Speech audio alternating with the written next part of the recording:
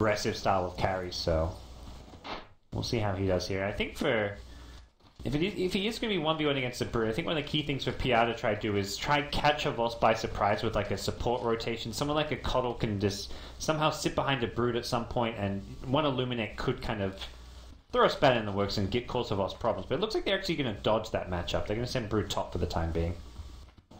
Well, they have not played Axe, at least from what I've looked at here, in any of 6.82 at all. So it's been quite a while for them, unless they've done it in scrim play as of recent. They could be a bit rusty, but it definitely suits Havos' gameplay style. So we'll see how much he can do with it here. But I guess without further ado, Gods, if you don't mind, I'll just lead out our introductions here. And I'll start out with your Radiant side NaVi boys here.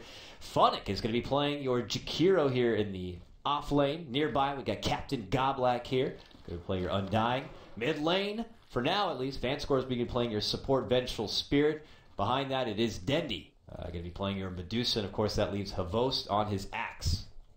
Oh, by the way, Havos is First Blood. Yes, no, I would say yes here. Havos wants this bounty rune. Oh boy. Look at them all just camped in the Roche pit. Like, you go to Havos Vision, and he's like, it's totally clear, no one's here. This is fantastic. Easy bounty rune, no problem. Yeah, all right. Easy. All right. Oh, there's a pounce cast. Yeah. Won't even get the bounty rune. Dicharam makes sure he gets the bounty rune as well. Hi, how you doing, Havos? Welcome to the Dota Asian Championships 2015. Power Rangers now get to lead off with your first blood. Good grab from them. Holy moly. All right. Well, introduce them quickly. J4 on the Witch Doctor. Dicharam on his signature slack. Saniko playing the Keeper of the Light. Puck going to be in the hands of Sashful in the mid lane. And safe lane solo, Cheshire Cat going to be on the Brood. Up against the Jakiro, who did get a bounty rune, so that helps out Funnick a little bit here in this 1v1. I don't know. It's not a... Obviously, it's somewhat Brood-favored matchup, I feel, but Jakiro does have some AoE for dealing with the Brood. Yeah, he's not going to get stuck in a rut. Has a little bit of offer, but I don't think Brood is going to be contested to the point where she's going to have to deter away from the lane. She's going to have plenty of room to work with, plenty of farm potential, and we'll be able to get her own thing going. And I don't imagine Brood is going to be deterring away from this lane anytime soon. She's just going to plague herself all the way through and force NaVi to kind of address it and pull away from maybe the standard farm they want to go for. But while they're doing that, you have other pushing potentials coming out. Ditya will continue to farm on his Slark, and well, we'll see here as they continue to be aggressive in this aggro off lane. They're going to move forward. Vanscore going to get cut. Blast flies out, brings him down to half-life. An auto attack. Oh, Ditya does not catch the catch. Very close, and now they turn their sights on the Godlike here. They're going to get some swift attacks in, but not going to be able to draw any sort of extra blood. Also, Witch Doctor getting unlucky there. Didn't get the double cask onto the Venge. It was a 50-50. There was one creep in the Venge. It hit the Undying and then went to the creep instead of the Venge. But they secure the Centaur kill, so nice chunk of gold going away with Deech's Slark there. Sorry, I had to turn something back on here. All right. Here we go. So a try versus try here between the two. It's very rare you see a try. Like, normally Undying is loves a good trialing versus trialing. But this is, I look at this and think, KotL Witch Doctor sitting back, like throwing nukes and being annoying. I don't think NaVi can really fight this try v try. They're actually going to, send the Axe top and kind of abandon ship and rotate Funnick down bottom now. Good audible call. He's actually going to literally take a call right in the middle. Cheshire Cat needs a couple of spins and will be forced back. The bottom lane also going to make the dive when they see Axe go top. They want to make something happen down here, but Funnick also rotated down here, and now they're the ones in trouble. Blast will fly out. J4 tries to heal up, but he still goes down. Well, Dicharam's got a lot of essence shift charges, but the problem is he's got no HP to fight with. Needs to wand up the dual breath damage. One more right click, is it going to be enough? No, 20 HP. Funnick now in all sorts of trouble. If there's one more Illuminate, there will be in a second here. That Chakram buff. Not going to use the Illuminate though. The new chakra magic definitely works a lot more as you get the levels on. The mana cost goes down a lot. It's a lot less than what it once was, so you benefit more from being able to level up early. I'm curious. I've always been curious if, especially with the new recent changes, it's not too terrible to actually get a 1 value point into mana leak. I mean, now the leak is just as good at level 1 as it is at 4, given you have to be pretty close. If you do manage to get in there, if they have to run, they'll lose all of their mana immediately. So you should, it's always okay to consider it, but a lot of people obviously put more value in being able to have the extra bit of mana and, of course, a big old blast to work with. I mean, if you look at that fight there, where there was a lot of chasing going on, and heroes running back and forth. That would have been a great time to have the point in the minor league. At the same time, you're giving up a point in something else. Like, it could be saying you get level 4 maybe, which KotL already level 3, doing pretty well in this bottom lane. Gotta say, so far, I'd say the KotL pick has been a worthwhile hero for this offensive trial lane. Like, even though that last fight, it was NaVi getting a 1-0 trade, Vincere came so close to getting 2-3 different kills there. That was just some slight misfortune in some ways. And Havos quickly managed to find some farm for himself in this top lane. He's now tied for top CS, 20 there with the Brood. So he definitely is benefiting a lot from moving away from that aggro lane at the bottom. Well, mid lane here, we haven't talked a lot about it, but relatively quiet. Dendy at 18-6 for CS. Puck on the other side, 16-2. So yeah, almost down the middle right there. Probably going to stay a bit of a snoozeville lane unless any support rotations happen, but shouldn't expect too much. Maybe around puck hitting level 6 we could see a support make their way towards the mid lane, but I think for the most part we're just going to see this exchange of farm continue to happen. Dendy though does get all okay. No, he's fine. He's Polo Crowing now. That's the one thing which we'll have to see how the Brutes go. Bottom lane, somebody's going to be dropped to blast one out. Funnick eats a bit of damage, but they will step back and they're going to be fine. I love these little disco zombies. Disco zombies? This looks like a disco zombie to me. I don't know. Something about it. to see a disco zombie. They look like they're from the 80s or something. The bottom lane passing into a pound. They got him just barely. That was right at the edge. Clips him. Vincire's not done. We'll get stunned up. Needs an escape plan now. We'll wand up. Had a lot of charges here, but KotLGuy wants to man up and fight this. Voodoo Restoration now. Not going to be enough to heal the decay damage. And the right clicks coming into play. The cask as well. They get the Undying in. 2-point trade at the bottom lane. Meanwhile, Axe top. Solo killed by Cheshire Cat.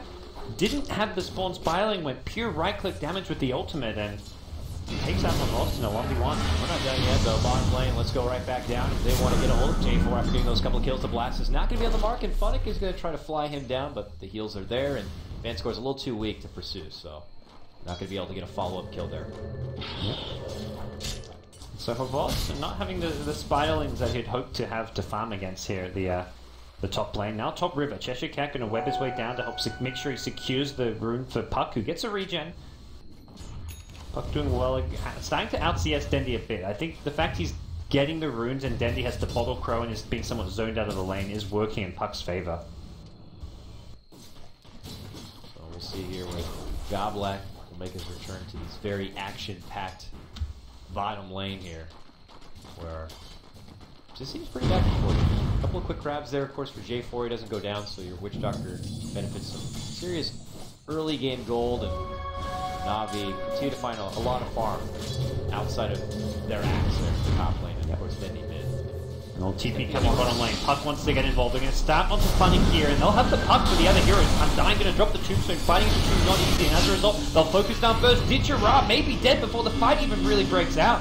Call on to Funnick as well as Vincere trapped in place. Illuminate going to follow this up. It's not going to hit anyone though. That's a lot of missed damage, and Funnick with the stick, gonna survive. The orb not gonna hit as well. Sashglow now does not have an escape. He's got just a phase shift. Will bottle himself back up, and the cask can prevent NaVi from going for more.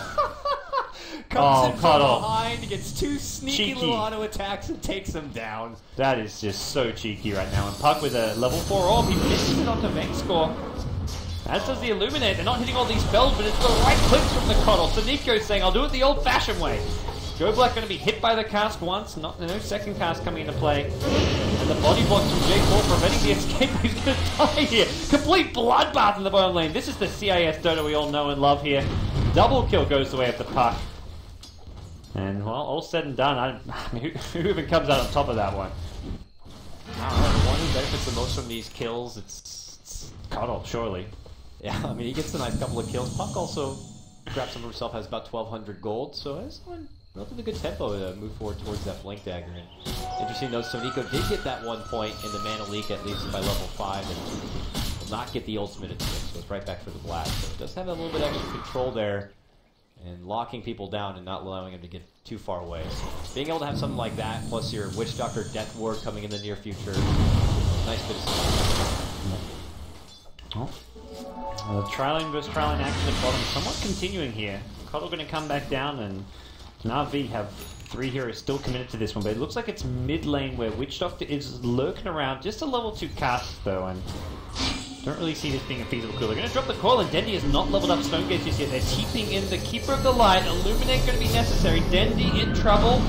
Has got backed up now. Vincere going to show himself up, looking for the counter kills now. Nico has the Voodoo Restoration heal, and it looks like no casualties at mid. No Maledict, but at the same time also no Stone Gaze for Dendy. Yeah. Lots of rotations, even Havost making that rotation over, trying to help out. Does leave Brood a little bit of time to kind of make work up here. But yeah, I think NaVi were kind of hoping to get a good counterplay there. Not going to happen at this point. VR make the return back towards the bottom. We'll just continue their onslaught there. Things going very well, I think, with VR in general. The Brood going back for the Spiderlings now, which I think is important. Otherwise, you kind of don't farm or scale that well to the lane. Having your Spiderlings to farm the jungle is very important. You don't need it as much in the getting the Spiderlings in the lane stage wasn't good because it would feed the axe, but now you can just use them in the jungle and fight the axe just with this hero.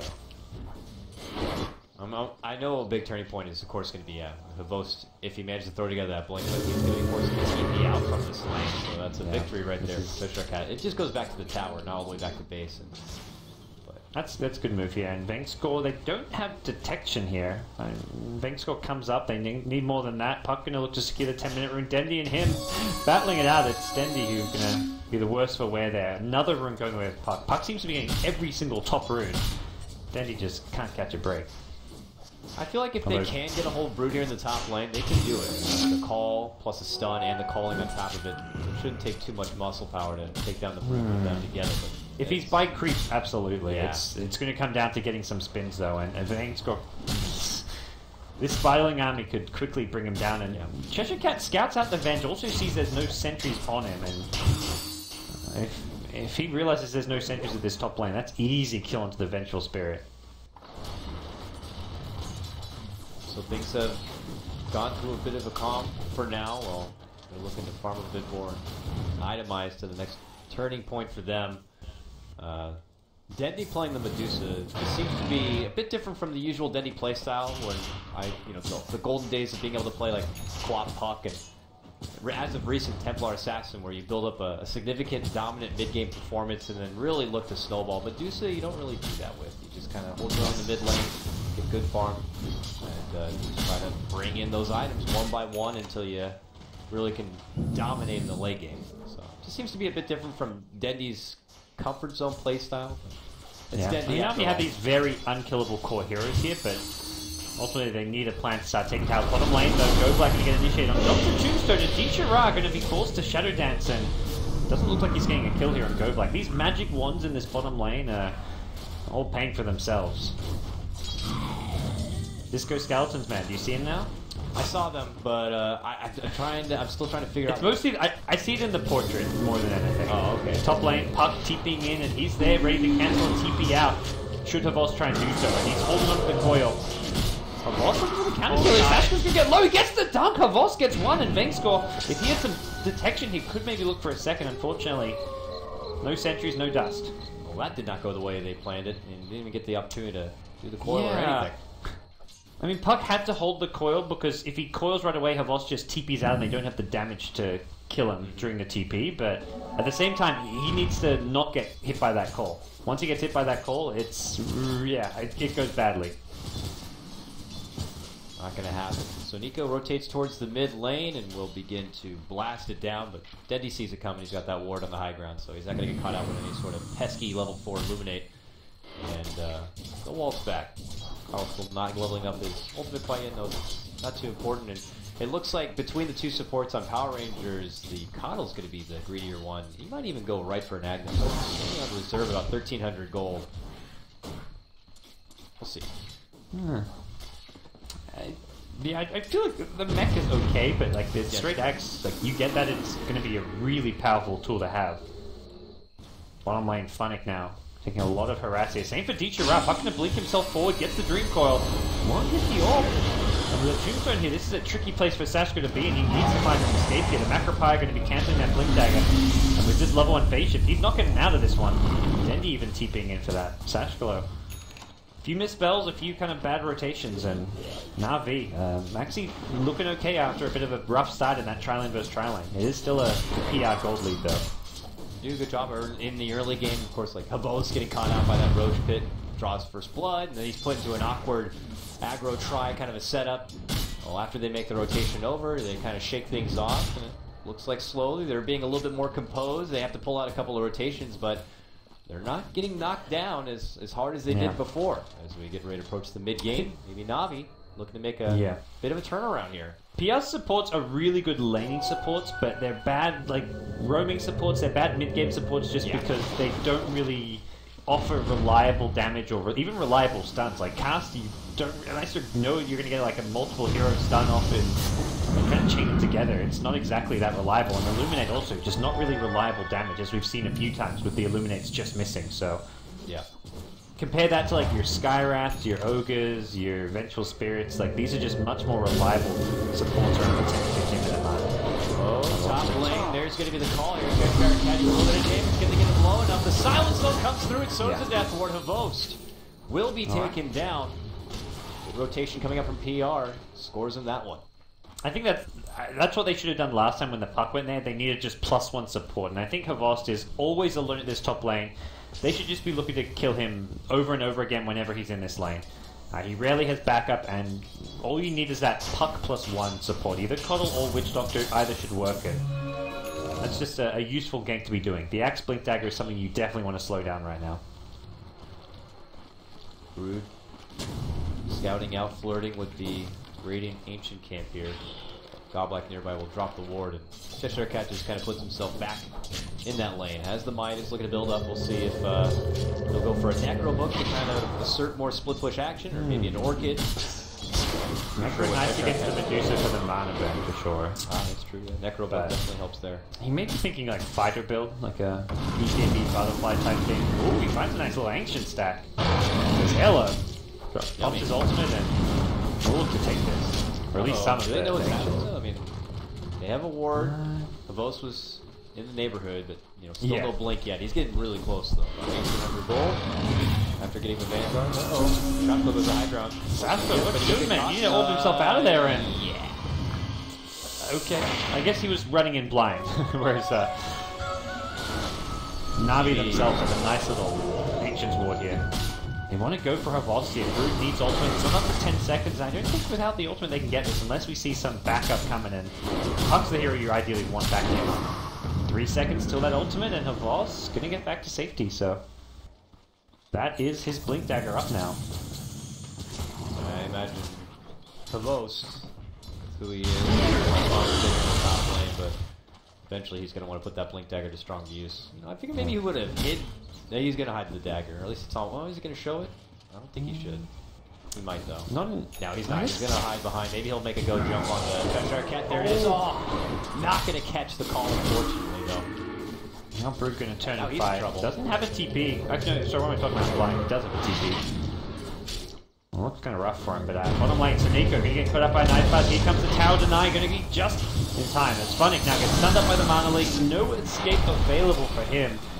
Council secure the kill, and Sashkolo once more does not have a Dream Call for 15 seconds, but Vengscore, he's got Trickle Boots, he should be fine.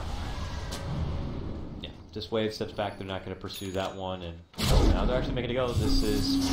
Sashkolo had been dropped 3 times back to back, making a bit overzealous kind of a play, so doesn't want to do it again. This time plays a bit more timid and immediately jump away. Not been the smoothest game for this puck, but... Slark buys a Blink, sells it, buys a Midas. He's like, nah, this is going to be a farm game. You're against a Medusa, and I think they just lack damage to kill the tanky. Axe with a Vanguard, Medusa with a Medusa, Mana Shield, just doing Medusa things, and even like a Jakira, pretty tanky hero. So I think going for a Blink, probably not the right choice. I think you want to kind of look to scale to farm for the late game if you're this Slark, because Brood does fall off quite a bit as far as a Brood carry goes, so yeah. I think Slack going for the Midas is the better choice. Brood running through the webs, trying to avoid the fire that Funnick is laying down. He's trying to take away that ancient stack. Brood being a real thorn in the side here in this top lane. And is going for that Necro Book. Already has the level 1, so Good farm for his second in net worth, top as far as CS though, 137. Putting in some respectable farm, but now has to be constantly on watch for Havos with his Blinken. It's weird because PR have had this gold lead for some time, but it really feels like NaVi are just doing so much better right now. Like they're getting core items which just have like a bigger impact, like a blink on your axe, the Medusa with the completed Lincoln Sphere, and everything just seems... And the Yule Scepter on the Cheer are really nice pickup to have at this stage. For PR, it's like they've got to farm KotL, who has a mech and all, but mech just doesn't feel like a high-impact item because they're not 5-man pushing. This would be really good if you had a 5-man push on it, but that's... KotL's solo pushing bot lane. This mech is not really benefiting the team at all, so it feels like PR's got all this farm, but they're not really... They're not really going to be able to turn it into objectives too easily compared to NaVi, who have a much kind of more clear game plan. Yeah, that's where I felt that maybe, you know, getting the quick access, if you feel like you were going to go with more of a split push, you could have split pushed quicker, and it's still playing that in trouble. He's going to find himself, actually lights them back up on bot with the death on him as well. He's got no escape out of this one, so it's a 1-0 trade to start things off, and Vincere on the run. Yeah. Fox going to be able to jump on forward here with that blink and orb. Got him. Okay. Vincere is going to go down. Trades mid lane. T1 tower for NaVi, so... Gosh, that damage though. Dendy is getting scary. Lincoln's the makings of what is probably a Yasha for him, and he's still top of the net worth. Fox is also going for Midas. He's got the Midas in the stash. Doesn't have to catch up there. Keeper's got the staff, but he's going to go with a force staff next, so... I feel like they're looking at this like we can't push high ground. Like we can get a lead right now and take some fights, take some out of towers, but pushing high ground against the Blink Axe and Medusa is really tricky. So let's just use our heroes with an advantage to get towers and then fall back on these Midases for the late game. How's the vision here? So it looks like Witch Doctor is also taking himself to go for an Aghanim Scepter, but they did already throw in a couple of wards, the majority of them being on that bottom lane, however, so not much vision happening here for PR in the top lane. Which can make Brood a bit nervous, but seems to be getting the most out of this lane for now. It looks like NaVi have other plans. They want to go down this mid lane and see if they can scout anything out, but they'd already taken that tier 1 tower, so I'm curious to see what the next game plan is here for NaVi to kind of progress forward. It's hard for them to do too much objective-based gaming with the Medusa pick. They don't really want to 5-man too much. They want to try and be as efficient as possible with their farm, but they also are at quite a bit of risk of getting picked off at this stage. And they do have Vengeful, so it could help with doing something like Roche, but I don't know how the damage is. I guess if you put it together with Liquidfire, they could get it down, but you're going against this Dire Squad and Brood. It'd be very slow. So slow. I think it would take too many heroes that it'd be either obvious or just... it's actually like the amount of money you'd get for Roshan, you'd be getting more farm by just farming your jungle in multiple lanes, I feel. But now, NaVi pick up a gem. They want to get some map control on their side, and it feels like they're just not really in a position where they'll be able to get easy kills on the Puck or the Brood. Even the Slark is very elusive, so... As a result, they're going to be forced to kind of farm for the late game with the Medusa. And even, I mean, heroes like Axe do pretty well in the late game too, if he's keeping up on farm, which Havost is.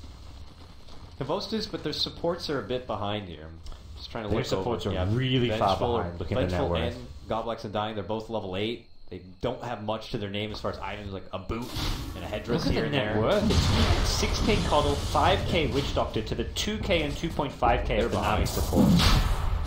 The support difference in farm is massive right now. That's where all the farm's going. We just talked about it. It's a lot of work to get it down, and PR are already happy to contest it here. This is turning into a very awkward engagement here at the bottom. NaVi might just have to pull out, and they will. I think it's... I think PR will wait for the Necrobook cooldown before they go back in, but PR can just sit around, farm Ancients, pressure lanes a little bit here and there, and...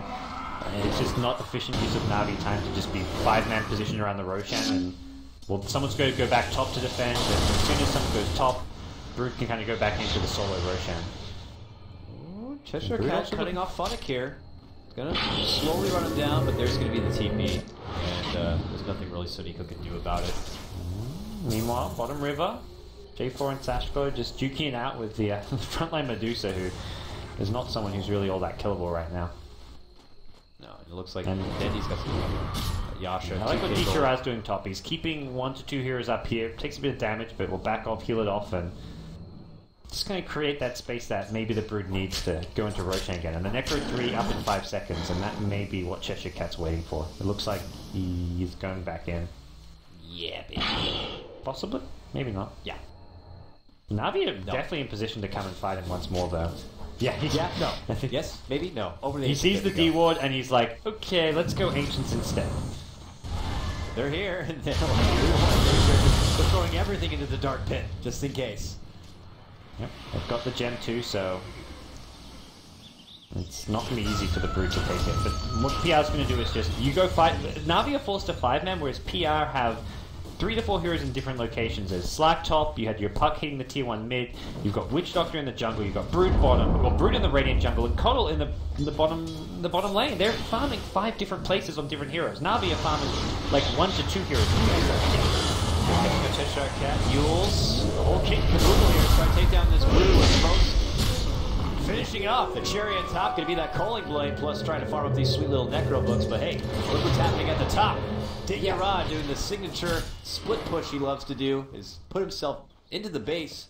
Mild damage on that tier 3, but it forces NaVi to immediately pull back. It feels like if you look at the last 5 minutes as a whole, like, sure that 1 kill is a 1-for-nothing trade with no obvious trade, but looking at like the big picture, PR are just farming, still farming all their heroes. So one pick-off hero there is not going to hurt them that much. They're still just being so much more farm efficient right now.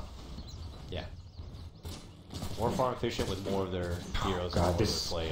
The graph has been dipping way down in net worth with no kills. It's gone from like a 2.5k lead to like an 8,000 net worth lead with 1 or 2 kills here or there. Like, none of that's coming down to kills. Hardly any of it's coming down to towers as well. That's just pure out farm. One more tier 2 actually up for NaVi. All on the base. Everyone farming so much. They're building up a very nice, well-rounded late game. Yeah, he supports rolling in money right now. Keeper of the Light, 4-star mech, 1,400 gold. I want to see some ags. I want to see some, I don't know, more big items coming out of this Keeper. Agnus, I'd have to hope, is one of the next things up. Force Staff is great. Works obviously with anything. You get a free coil snap if you want. Obviously, Mana Leak Force Staff could help add in getting a stun. But yep. he's finding the Cheshire farm. Cat's done really well in this Brood, connecting up like his Ancients to the Radiant jungle. It's got this nice just web, like this web sequence connecting up all these different farming locations. Top lane, dunk onto Slark, and that's a... I mean, NaVi have to just keep going for whatever pickoffs they can get. They can never really turn it into towers, but they have to punish all these solo farming heroes. And they're going to do so elsewhere as well. Brood, on the southern side, Dendi doesn't really have the damage, so they are going to dust him up now, and they need the Axio at the gem, but Cheshire Cat will get 4-staffed out by the Keeper of the Light. So quickly kept alive. Keeper, though, he's okay. Has a 4-staff in 10 seconds, and Dendi, no real way to keep the Keeper of the Light in place. Yeah. He's going to be able to walk away, no problem. I mean, NaVi being able to bring down Dit, yes, certainly helps their case, but still feeling like PowerRangers, they kind of control the tempo of this one. It's triple Midas gaming, like against 0. 3 Midas versus none. NaVi still have a very good late game, just the nature of Medusa with a Vengeful Spirit, and I'd say Axe is a pretty damn strong late gamer too. Cole going through BKB especially useful, but Radiant Courier sniped by Puckett, looks like. It was up by the secret shop. Yeah. I think that was the Axe's Shiver's Guard that he was about to purchase. Yeah, he had the recipe on there and was a couple hundred short of the Mystic Staff. Looks like Havos is going to have to wait a bit before he'll have that extra bit of durability from the Shivas, but he's level 16 now, level 3 calling the threshold once more. They want to go. Use that threshold on the shot, so he's jumping up Havos. Yep. There's the threshold. He just slices down the fairy. It's going to be another good draft for NaVi. Yeah. NaVi just have to keep on doing it. They just have to constantly deal with split push and kind of the rat Dota, essentially, that we're seeing from PR, but... I mean, from PR's point of view, the few key kills here or there, it is starting to add up. Like, NaVi is starting to get one too many, maybe, core hero kills for PR's liking, but PR still have a lot of farm all across the board. Mostly as a result of the Midases, but also just because of how many places on the map they're farming right now. And, I mean, back. when are Navi going to push? It doesn't feel like Navi have any way of pushing until like they get 3-4 big items on Medusa as well as Axe, and it feels like Navi to win this game will have to go like an hour or so maybe. Yeah. For PR, they could theoretically win this with just 1 or 2 Navi mistakes. And already with the questionable push power from Navi, you have great counter push power from PR. With the Coddle, with the cast coming out from Witch Doctor even, Brood being what Brood is. It's going to be hard for Navi to look to really break the base of PR. And now with PR, they sneak themselves into the Roche pit here. And it looks like they'll scout it out. Send in the illusion, and they're going to see it. They see how low Roshan is. Yeah. Second illusion going to go in as well, and PR, they've got good vision around the pit. Problem is right now, Navi also have to have someone top. Yeah, battling with the Slack. That's going to be her boss. Gets the call off. Does have the backup in the form of a Vengeful Spirit. Teacher Ra, not going to Shadow Dance it off. Holy moly. He's okay. He does make it out, but man, my goodness. Pirouetting out there like a ballerina. It's back at the Roche pit though. Dendy does waltz in there, but half the top of Stone Gate turns back, looks to go for a fight. Dendy doesn't care. They're looking to just keep on waltzing on in. And now Dendy's going to be in big trouble. Will go down. J4 drops down the ultimate and also takes down KotLGuy. And KotLGuy, Gallblack. So this is now going to be an easy road for PR. Yeah. They definitely make the best of this. And this is where like your supports having all this crazy farm can really just pay off, because that's like an extra kill that J4 secures his team with the Witch Doctor ultimate. And Dendy can't find kills because there's a mech and a 4-staff on the Keeper. And we're seeing PR just out-farm Navi across the board. I mean, even the Jakiro, who's a core hero, is being heavily out-farmed by the Keeper of the Light, and is on the same level as the Witch Doctor. Navi have 3 supports to PR's like 1 support effectively here. This Keeper has almost got an Acceptor now. The Keeper of the Light pick, man. This is... The dream is real. We're looking at a Keeper of the Light winning a Dota game right now. It's not over yet, but... Happy he's winning. I'm not convinced he's the reason, and it's been anything that's been like huge. Yeah, he's got lots of great farm and helps secure them in a great aggro early laning phase, but... He fits with this playstyle. Like, they're split pushing. They have core heroes like Brood who can farm jungle, and Keeper of the Light can solo push lanes pretty safely, because you can sit so far back with the blast, so... He's a pretty unique support in that sense for this playstyle. Well, whatever he offers, it's going to go up by tenfold once he gets Agnums. Agnums just adds so much to this hero. You're talking about blinding light and then that taxi service being available whenever. I mean, it's free TPs. If you happen to be dead or maybe you want to buy back and get right back into the mix, he's going to be right there and ready to help out anytime. Doesn't have to spend the ultimate, so he only gets much more potent once his Agnums comes together. Well, items galore for the PR side. The Acceptor we mentioned, the Assault Crest for the Brood, about complete as well. It is complete back at base. Meanwhile, on the Radiant base, it's going to be Deecher around, initiating onto Funny, who instantly uses himself. The Witch Doctor also onto the high ground. He's going to get the 1 kill and then back off. Avos walks into his balance here. Chashko, though, Stone gets up. Right-click damage is there. The phase shift, the all-about. Can he survive? You betcha he can. Deecher Rush, Shadow Dancing, and looking to just steal those juicy stats. Dendy's maledicted, and as a result, he's looking pretty damn dead here. I don't even know if he had mana shield on for that fight. He gets swapped out, but gets killed off by the Dream Coil stun. Axe is dead as well. NaVi, all 3 core heroes on the sidelines. Yeah, they're doing this without Coddle, without Brood. This is 3 PR people getting the job done. They continue to clear out, and also the courier goes down again. Unbelievable here is PR. Maybe going to see a dieback coming out. Fighting 5 here, and well, 4 does not beat 5. This might be a swift ending here to game number 1 PR. Looking pretty good, top to bottom here. Break into the base, and it looks like racks are going to drop it. This game might shortly fall in. Yeah, this is looking all over. They can swing bottom to get another lane of racks. Unfortunately, the tier 2 mid still standing, but bottom lane looks pretty juicy. They may even just go jump into some kills with Deecher Ra. Actually, no, it's going to be Vincere fighting the Necrobooks and Funnick on the run at bottom. Mana leaked up, that stun's going to find him, but they say, it's not really worth our time, perhaps. He's still going to try to create space and draw them away from the base at all possible while Vidya continues to go at that tier 3. The other 2 continue to chase down Funny. They'll get that kill. But PR do strike first inside the base. They clear out the top. And I feel like this is just going to be more or less the same. They step back. They're already flexing their new golden Everyone's full HP, man. The KotLGuy. Here we go. You got your nice little blink dagger. Well, come join the fray there, J4. Brings them right in, and now they can do the pushing assault in the bot lane. Oh yeah.